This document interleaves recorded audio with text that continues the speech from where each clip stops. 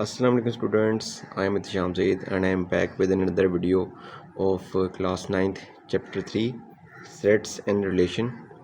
In last video we are doing exercise 3.1 and we have completed question number 1, 2 and 3, and now we are going to complete this exercise in this video, or I will try to complete this exercise. Okay, तो हमारे पास दिया गया है जी ये question number 4, verify distributive property of union over intersection. ठीक हो गया।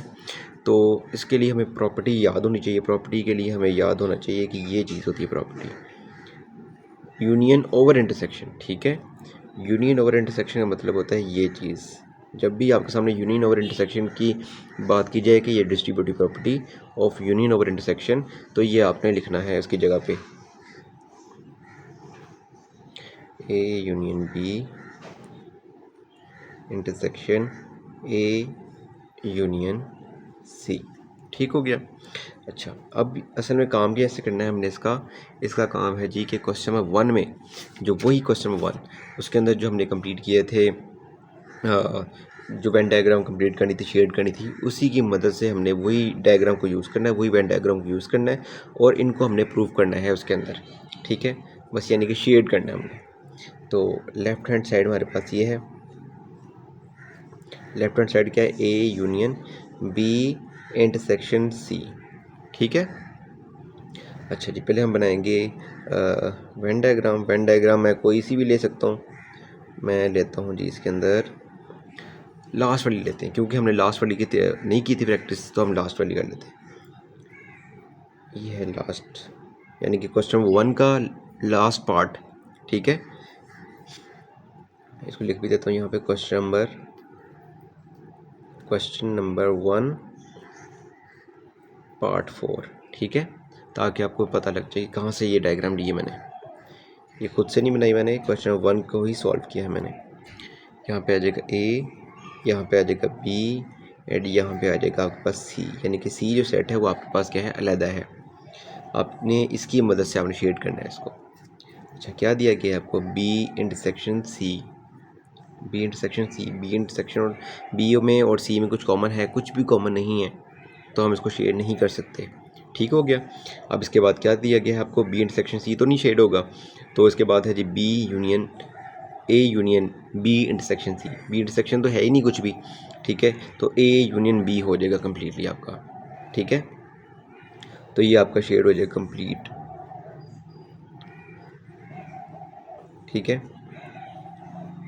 अगर इंटरसेक्शन की बात होगी तो इंटरसेक्शन यहाँ पे भी हो सकता है, वरना ये कंप्लीट शेड हो जाएगा आपका। ठीक है, समझ आ गई है। अब हम करेंगे जी राइट हैंड साइड। ये जो 3.1 है, इसके अंदर सारे क्वेश्चन 1 से रिलेटेड ही हैं कि क्वेश्चन 1 की वेन डायग्राम को यूज़ करके आपने ये चीज़ें प्रूफ करनी है। बस ये आपको ये चीज़ें पता होनी चाहिए क्या चीज़ है ये। ठीक है, वेन डायग्राम यही होगी, बट आपने प्रूफ क्या करना है, आप right hand side. Right hand side आपके पास क्या है, ये है। ठीक है,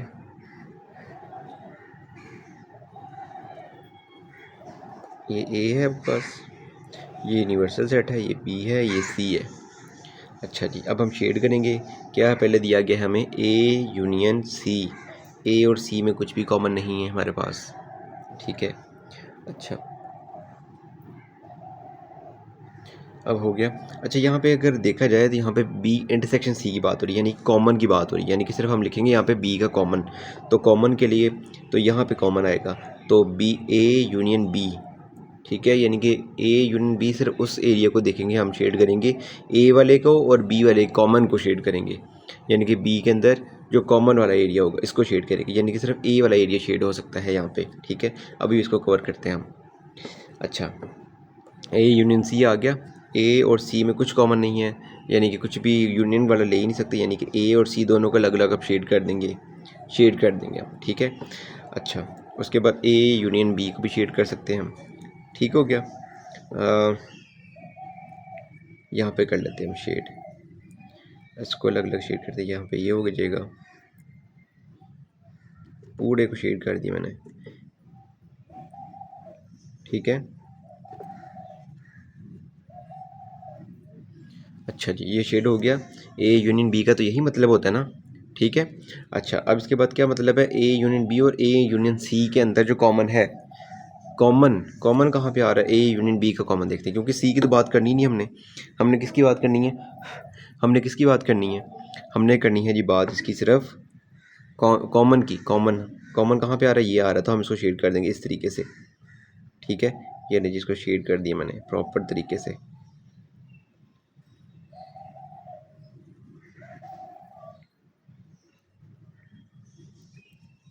ठीक हो गया, ये आपके पास क्या आ गया, इसका शेड आ गया। इसके अंदर भी ऐसे ही शेड होगा, क्योंकि उसने बोला है ए यूनियन बी, यानी कि बी का जो कॉमन है, ठीक है, वो बी का जो कॉमन है वो शेड होगा। तो इसके अंदर भी ये भी शेड होगा लाजमी, ठीक है। इसको भी थोड़ा अलग शेड कर देते हैं हम, ठीक है। ये आपकी डायग्राम बन गई है। इसके अंदर देखा जाए तो हमारी डायग्राम दोनों सेम ही है, ओके। तो left hand side is equal to right hand side आपकी क्या होगी है, प्रूफ। अब हम करेंगे इसका पार्ट टू सिर्फ मैं आपको लिख के दिखा दूंगा, डायग्राम आपने यही करके तो बस प्रूफ करनी है जो स्टेटमेंट दी गई है उसके मुताबिक। अब आपके पास ये है distributive property of intersection over union. पहले क्या था, यूनियन ओवर इंटरसेक्शन। बस यहाँ पे अब ये प्रॉपर्टी लिखूंगा, बाकी आपने इसको डायग्राम को यूज़ करके कोई सी भी क्वेश्चन में वन की डायग्राम यूज़ कर सकते हैं, और यानी कि वेन डायग्राम को यूज़ करेंगे, उसको आपने प्रूव करना है left hand side is equal to right hand side, ठीक है। तो अभी मैं लिखता हूँ प्रॉपर्टी यहाँ पे। प्रॉपर्टी क्या है, A intersection A B union C, ठीक है। बस देखिए क्या फ़र्क है, अगर इंटरसेक्शन की बात हो रही है तो यहाँ पे इंटरसेक्शन आएगा, यहाँ पे यूनियन की बात हो रही थी, यहाँ पे यूनियन आया, इस तरह याद करना है आपने। तो is equal to A intersection B, यहाँ पे आ जाएगी यूनियन ए इंटरसेक्शन सी, ठीक है। ये आपके पास क्या आ गई इसकी प्रॉपर्टी। तो ये आपने प्रूफ करनी, जैसे ये प्रूफ की थी सेम टू सेम, ठीक है। आपके अंदर इसके अंदर भी यही चीज़ आएगा कि कॉमन आपने प्रूफ करना है, यानी कि दोनों को left hand side is equal to right hand side proof करना है आप, ठीक हो गया। अब हम करेंगे क्वेश्चन नंबर इसका 5। अच्छा जी, अब हम देखा जाए तो ये हमारे पास है question number 5, proof bye using Venn diagram. और ये हमारे पास है क्वेश्चन नंबर पार्ट ए 5 का, part A, P union Q union R is equal to P union Q union R, ठीक है। तो left hand side is equal to right hand side prove करनी है by using Venn diagram. Venn diagram बना के करनी है, solution का नहीं बोला उन्होंने, सिर्फ बोला है वेन डायग्राम से प्रूव करना आपने।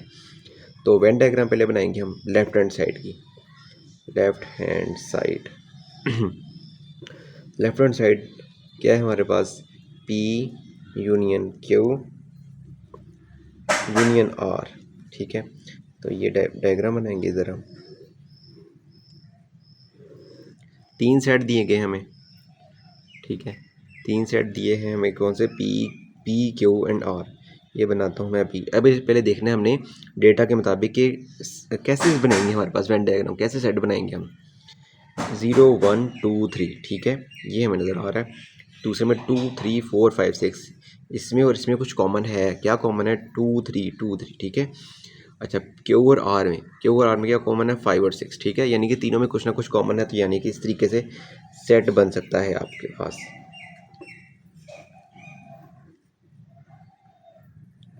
ये ठीक है, ये आपके पास क्या हो जाएगा, यूनिवर्सल सेट। ये हो गया आपके पास पी, ये आपके पास हो गया क्यू, ये आपके पास हो गया आर, ठीक है। अच्छा जी, पहले मैं लिखूँगा यहाँ पे पी और क्यू के दरम्यान में कॉमन, पी और क्यू के दरम्यान में क्या कॉमन आ रहा है, पी और क्यू क्या आ रहा है, 2 3 सिर्फ आ रहा है, 2 एंड 3, ठीक है। पी के अंदर क्या बाकी बच गया, 2 और 3 तो लिख दिया यहाँ पे, और बाकी कितने नंबर रह गए, 0 और 1 रह गया, वो हम इसको लिख देंगे यहाँ पे 0 एंड 1। अच्छा, क्यू में 2 और 3 तो यहाँ लिख दिया मैंने, तो बाकी कितने नंबर रह गए, 4 5 और 6, ठीक है। लेकिन उससे पहले हम देखते हैं कि क्यू और आर में क्या कॉमन है, क्यू और आर में क्या कॉमन है, 5 और 6 कॉमन है, ठीक है। तो 5 और 6 हम यहाँ लिख देंगे, ठीक है। तो जो बच गया, क्या बच गया क्यू के अंदर, 4 सिर्फ बच गया, 4 हम यहाँ लिख देंगे। और आर में क्या बचा है जी, 7 8 एंड 9, 7 8 एंड 9। ये आपके पास क्या हो गया, इसका वेन डायग्राम होगी। अब हमने क्या करना है, इसकी शेडिंग करनी है। पहले पी यूनियन क्यू, ठीक है। पी यूनियन क्यू, क्यू का मतलब क्या है, ये ले सारे ये को शेड कर देना, पी और क्यू को सबको शेड करना आपने, ये ठीक है। ये इसको भी साथ ही कर लेते हैं हम, सिर्फ पी और क्यू की बात हो रही है तो पी और क्यू को शेड करना आपने, ठीक है।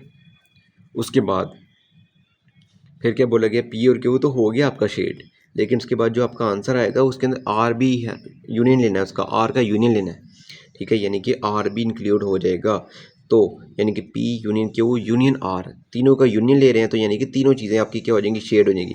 तो हम इसको इस तरीके से कर लेते हैं, दूसरे तरीके से तीनों को शेड करना है हमने, तो पता लगे कि हम रिज़ल्ट हमारा इस तरह आएगा, ये ले जी, तीनों आ गए, ठीक है। ये आपके पास क्या बन गया, इसका रिजल्ट आ गया कि तीनों को हमने शेड कर दिया, तीनों का मतलब क्या, यूनियन आ गया हमारे पास, ये इसके शेडिंग होगी इस तरीके से। अच्छा, शेडिंग मैंने अलग अलग क्यों की है, पी ओ क्यू की अलग क्यों होगी है, क्योंकि ब्रैकेट को मैंने बोला था पहले ब्रैकेट को सॉल्व करते हैं, उसके बाद हम उसके बाद बाहर सॉल्व करेंगे, ब्रैकेट सॉल्व करेंगे तो ब्रैकेट की सिर्फ ये बन रही है शेडिंग, ठीक है, पी और क्यू को शेड करना। लेकिन जब आर इंक्लूड होगा तो ये तीनों की शेडिंग क्या हो जाएगी, ये इस तरह की लाइन, ठीक है, इस तरह की लाइन लगा दी है, वो शेडिंग करने का तरीका है, जैसे मर्जी आप बता सकते हैं। अब हम करेंगे जी राइट हैंड साइड को proof. What is right hand side, P union Q union R, ठीक है। वेन डायग्राम सेम है, क्योंकि जब डेटा सेम हो ना तो वेन डायग्राम सेम बनती है, तो वेन डायग्राम डेटा आपके पास सेम है तो वही वेन डायग्राम बन जाएगी जो आपके पास ऊपर बनी है, ये ले जी, पी क्यू एंड आर, ठीक है। क्या है जी इसके अंदर बचा 0 1 2 3 4 5 6 7 8 9, ठीक है। अब हमने बस डेटा के मुताबिक बनानी है, क्यू यूनियन आर, यानी कि क्यू यूनियन आर आ रहा है यहाँ पे, तो मैं इसको इस तरीके से शेड करूँगा, इसको इस तरीके से शेड कर दिया मैंने,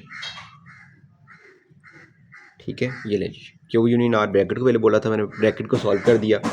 अब हम करेंगे P union Q union R, ठीक है।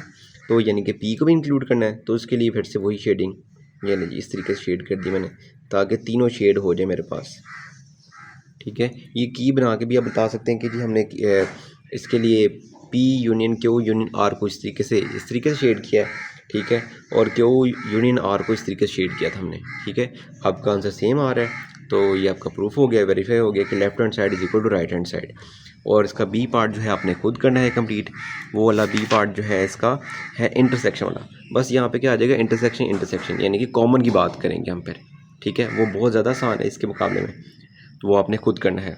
Now we will do question number 6, ठीक है। इसका पार्ट 2 भी है, पार्ट 2 भी है, पार्ट 2 के अंदर बस डेटा चेंज है, डेटा चेंज के साथ हमने करना है इसका पार्ट बी, ठीक है।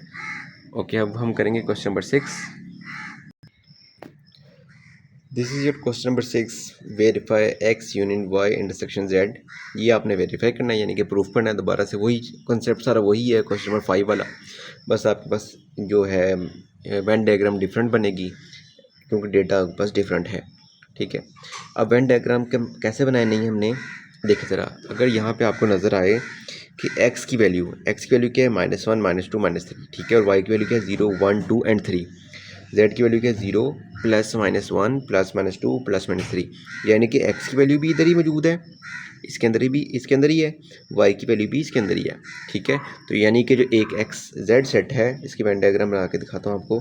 फिर मैं लिखता हूँ यहाँ पे left hand side, left hand side क्या है, x union y intersection z, ठीक है। अच्छा, तो इसके लिए इवेंट डायग्राम आपने बनानी है, थोड़ी सी डिफरेंट है ये बाकी क्वेश्चन से। ये एक बड़ा सेट बनेगा, ठीक है, ये यूनियन आपके पास, ये बड़ा सेट है, इसको नाम दे दिया जेड, क्योंकि वाई भी इसके अंदर ही है, जेड भी इसके अंदर ही है, तो ये एक आ जाएगा सेट आपके पास इसके अंदर एक्स वाला, एक आ जाएगा इसके अंदर वाई वाला, ठीक है। अच्छा, एक्स के अंदर कौन कौन से एलिमेंट है, -1 -2 और -3, ठीक है, और वाई के अंदर कौन कौन से एलिमेंट है आपके पास 0 1 2 एंड 3, यानी कि जेड के अंदर ये दोनों नंबर ही आ रहे हैं आपके पास, ठीक है, दोनों नंबर ही आ रहे हैं आपके पास, तो ये इसका क्या होगी, वेन डायग्राम होगी। तो हमने इसको शेड करना है, Y intersection Z, Y intersection Z क्या होता है जी, हमारे पास ये है, तो वो कहाँ पे शेड होगा, इस तरीके शेड हो जाएगा, ये हमारे पास y है, ये हमारे पास x है। तो y इंटरसेक्शन z का मतलब क्या है, y इंटरसेक्शन z का मतलब ये है कि जो z है और y में जो जो जो चीज़ कॉमन है, तो अभी हमें पता है कि y और z में तो हर चीज़ कॉमन है, तो y तो अंदर आ गया है, तो यानी कि सिर्फ हम y को शेड कर दें, इसका मतलब है y और z के इंटरसेक्शन को शेड कर दिया हमने, तो यहाँ पे आ जाएगा y इंटरसेक्शन। ठीक है, उसके बाद क्या है, x union y intersection z, तो इनमें तो कोई चीज़ कॉमन है ही नहीं, तो यूनियन लेना हमने, यूनियन लेना है तो इसका मतलब है कि इसको हम बस अलग अलग शेड कर देंगे। ये ले जी, इसको इस तरीके से लाइन लगा के मैंने शेड कर दिया, इसको भी शेड कर देंगे क्योंकि यूनियन की बात हो रही है, तो ये आपका क्या हो गया, शेडिंग हो गई है कंप्लीट इसकी। ठीक है, अब हम करेंगे इसका राइट हैंड साइड प्रूफ, तो आपका आंसर पता लग गया आपको कि यही चीज़ आनी चाहिए आपकी। अच्छा जी, अब हम करेंगे right hand side. Right hand side थी हमारे पास x union y intersection x union z, तो अभी हमने बनाई है जो वेन डायग्राम वही बनाएंगे दोबारा से सेम, क्योंकि डेटा हमारे पास जो डेटा दिया जाता है उसके मुताबिक ही वेन डायग्राम बनेगी। डेटा सेम है तो वेन डायग्राम भी सेम है। Left hand side right hand side proof करनी है हमने, तो ये आ जाएगा यहाँ पे -1 -2 एंड -3, ये x का है, ये y का है। यहाँ पे 0 1 2 1 2 एंड 3। ठीक है, ये आ गया आपके पास। अब बस हमने शेड करना है इसके मुताबिक x यूनियन z, यूनियन की बात हो रही है यानी कि x और z को शेड करना है आपने, तो वो क्या चीज़ आएगी, यही चीज़ आ जाएगी, क्योंकि x z जो है x के अंदर ही z है ना, तो ये चीज़ आ जाएगी सारी की सारी आ गई। ठीक है, x यूनियन y, यूनियन मतलब इसको भी आपने शेड करना है। ठीक है, x और y को शेड करना है आपने। इसको हम थोड़ा डिफरेंट कर लेते हैं। डिफरेंट करने का मकसद ये है कि आपको पता लगे कि इसके लिए ये किया है मैंने, इसके लिए ये किया है मैंने। ठीक है, अब इन दोनों में क्या कॉमन है, कुछ कॉमन नहीं है, कुछ कॉमन नहीं है जब, तो हम इसको छोड़ देंगे, ऐसे ही हमारे पास इसका आंसर आ जाएगा। तो अगर देखा जाए कि एक्स भी शेड था उसके अंदर, वाई भी शेड था, तो हमारा कॉमन आ गया है, तो यही इसका आंसर है। हमारा प्रूफ हो गया कि left hand side is equal to right hand side, proof हो गया। अब हम करेंगे इस एक्सरसाइज का last question, question number 7। This is your question number 7। तो इसमें हमने वेन डायग्राम बिल्कुल भी बनाने की ज़रूरत नहीं है, क्योंकि हमें बोला नहीं गया, जब कोई चीज़ हमें बोली नहीं गई तो हमने बनानी भी नहीं है, बस प्रूफ वेरीफाई करने का बोला, यानी कि हमने इसको बाय सॉल्यूशन सॉल्व करके दिखाना है। पहले हम बनाएंगे इसका सेट, क्योंकि एक्स सेट में दिया गया है कि set of first 3 vowels, vowels होते क्या है हमारे पास A E I O U, तो सिर्फ हमने 3 लिखने हैं, A E I आ जाएगा यहाँ पे। ठीक है, एक्स क्या सेट बन गया हमारे पास A E I। Y set अब बनाएंगे हम, वाई सेट क्या, set of word energy, energy में हमें जो जो से वर्ड दिए गए हैं वो बस रिपीट नहीं करने, E N E R, E को रिपीट हो रहा है तो इसको एक दफ़ा ही लिखेंगे, G Y, ये आ गया। फिर Z आ गया हमारे पास, Z के अंदर क्या है, A L, वो भी वर्ड अलजबरा, अलजबरा के अंदर कोई वर्ड रिपीट हो रहा है तो उसको एक दफ़ा ही लिखेंगे, A L G E B and R, ये आएगा, क्योंकि A इसमें रिपीट हो रहा था इसलिए एक ही दफ़ा लिखा है। अब हम इसको प्रूफ करेंगे, लेफ्ट हैंड साइड पहले लिखेंगे। अब हम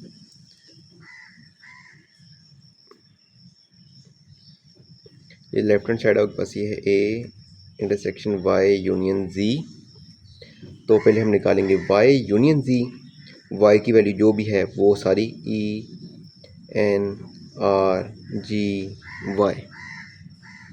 ठीक है, यूनियन लेंगे इसका, तो Z जो भी हो हमारे पास है A L G E B R। ठीक है, यूनियन का मतलब होता है हर दोनों सेट के एलिमेंट्स को मिला के लिख देना। ठीक है, तो मिला के लिखेंगे E N R G Y, तो यहाँ पे आता है A L G रिपीट हो रहा है और E भी रिपीट हो रहा है, B लिखेंगे यहाँ पे, और R भी रिपीट हो रहा है। रिपीट नहीं करना, बस एक दफ़ा लिख दिया हमने। अब क्या करना है हमने, X के साथ इंटरसेक्शन लेना है, X intersection Y union Z, तो इंटरसेक्शन की बारी है, यानी कि A E I और इंटरसेक्शन विद दिस। ठीक है, जो भी हमने निकाला है, सेट निकाला है यूनियन के बाद। ठीक है, अच्छा, अब इसके अंदर जो भी चीज़ कॉमन है वो लिख देनी है। A कॉमन है, E कॉमन है और I नहीं है, तो बस I नहीं लिखेंगे, तो यही इसका आंसर आ गया। ठीक है, कॉमन जो भी चीज़ कॉमन थी वो मैंने लिख दी है, ए और ई कॉमन था, हमारे पास आंसर आ गया। अभी हम करेंगे इसका राइट हैंड साइड, ठीक है, राइट हैंड साइड निकालेंगे तो वो है हमारे पास क्या, X intersection Y union X intersection Z, ठीक है।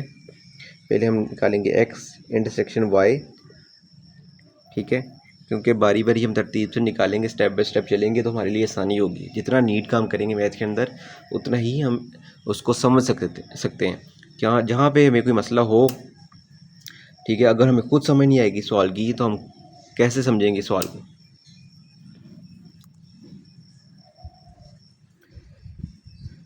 अच्छा जी, अब हमारे पास क्या है, यहाँ पे एक्स की वैल्यू है A and E and I, यहाँ पे दिया गया है इंटरसेक्शन वाई की वैल्यू क्या है, E N G R Y. तो इसमें सिर्फ कॉमन निकालना है हमने, यहाँ से कॉमन निकाल लेते हैं। ए कॉमन नहीं है इसमें, ई कॉमन है, ई एंड और कुछ कॉमन नज़र नहीं आ रहा इसके अंदर, तो सिर्फ ए भी नहीं है, ठीक है, इसमें सिर्फ ई कॉमन है, ई इसका आंसर आ गया, ठीक है। अब हम निकालेंगे जी एक्स इंटरसेक्शन जेड का, ठीक है, एक्स की वैल्यू क्या है हमारे पास, ए ई आई, और इंटरसेक्शन जेड की क्या, A L G E B R, ठीक है। इसमें क्या क्या कॉमन है, ए कॉमन है, नज़र आ गया, ई कॉमन है, बस ये दो कॉमन है, ए एंड ई कॉमन है, ठीक है। अब हमने इन दोनों को क्या कर देना है, यूनियन लेना है इसका, X intersection Y union X intersection Z. तो ये है हमारे पास, ठीक है, यूनियन लेना है, ए एंड ई ये है, तो यूनियन का मतलब तो कंबाइन करके लिखना है, लेकिन रिपीट नहीं करना। ए एंड ई आ गया आपके पास लेफ्ट हैंड साइड, ये आपके पास लेफ्ट हैंड साइड है, ये राइट हैंड साइड है, ये लेफ्ट हैंड साइड, दोनों इक्वल आ गई हैं आपके पास, तो आपका आंसर आ गया। अब हमने कंप्लीट कर लिया है अपनी एक्सरसाइज, अपना चैप्टर नंबर 3 कंप्लीट कर लिया है, एंड नेक्स्ट एक्सरसाइज में हम नेक्स्ट चैप्टर तैयार करेंगे। तो see you in the next video. Okay, अल्लाह हाफिज़।